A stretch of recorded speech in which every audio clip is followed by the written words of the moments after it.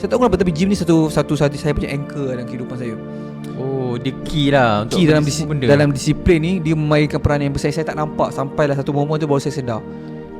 Langsung benda dia ni jadi rutin. Yes, dia rutin yang kalau tak buat saya tak boleh function secara normal. Dia macam kopi untuk saya. So pagi saya akan gym, dan dia ada satu peace moment untuk saya.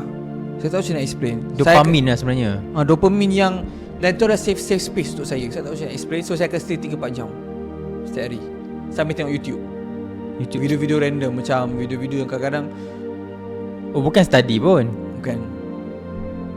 Tak ada orang nak study kat gym lah. Saya akan tengok video-video vlog fitness yang inspire saya untuk buat video fitness pada awal content creation journey saya. So semua tu main peranan slowly. But kenapa saya tengok vlog fitness? Sebab saya masuk gym kan. So saya akan tengok vlog fitness untuk datangkan motivation